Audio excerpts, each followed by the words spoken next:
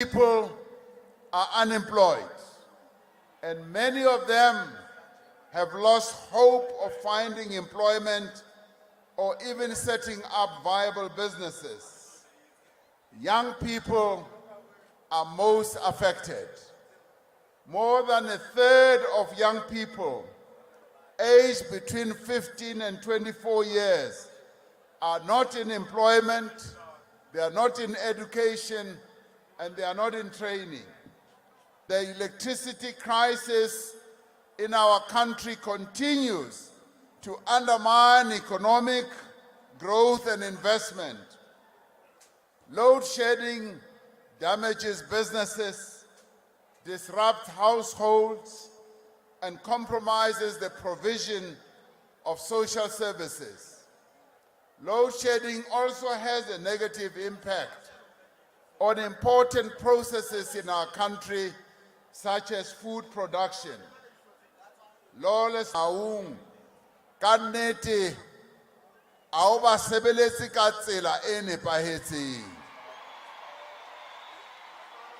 Ba ile ba njwetsa hore masepala ono ho na le hore o ntlefatse maphelo a bona o ba kgutlisetsa morao. Ntho tse ngata tse tlameileng hore di tsamaye ka tsela e nepahetseng ka nnete a di etsiwe.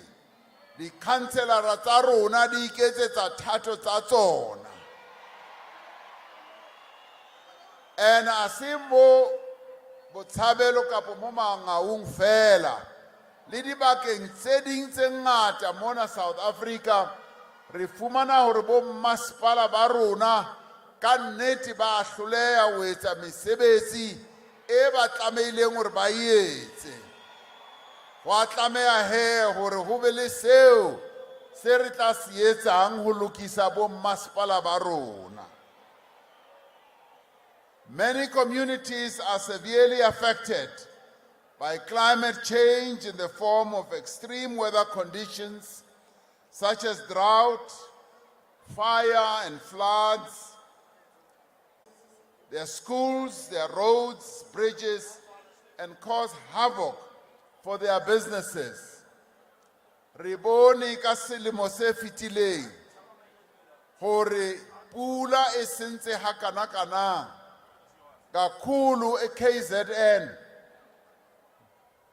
nase-Eastern Cape, nase-Northwest, sathola ukuthi ngempela imvula imoshe kakhulu, ibhidlize izindlu zabantu.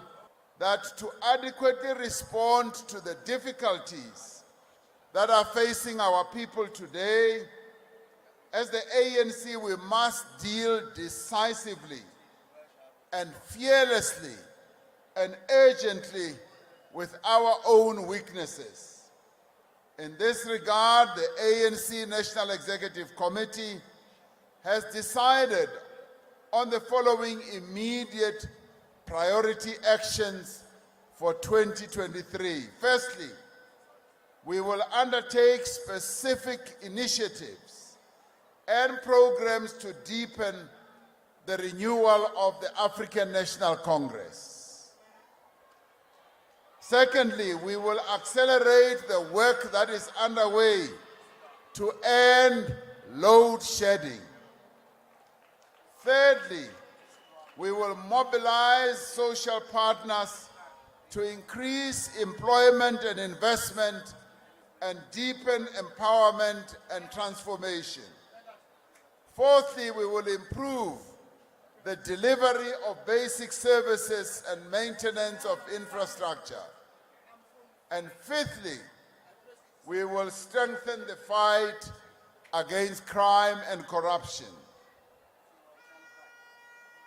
These are the tasks that we must undertake. And finally, we will take action to build a better Africa and a better world. On our first priority, the renewal of the ANC, will only be able to advance in its historic mission to free South Africans from all forms of oppression and build a better life when it confronts its own weaknesses.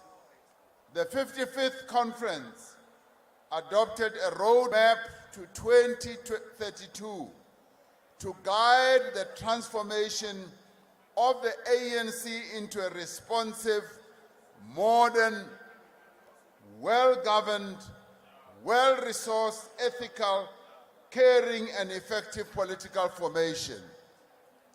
Comrades and friends, we are now at a point where we are looking at a roadmap to look into the next 10 years to reposition the ANC between now and then and begin to envisage the ANC of the future. But that future begins today. And that is why we have come up with a roadmap that will take us to 2032.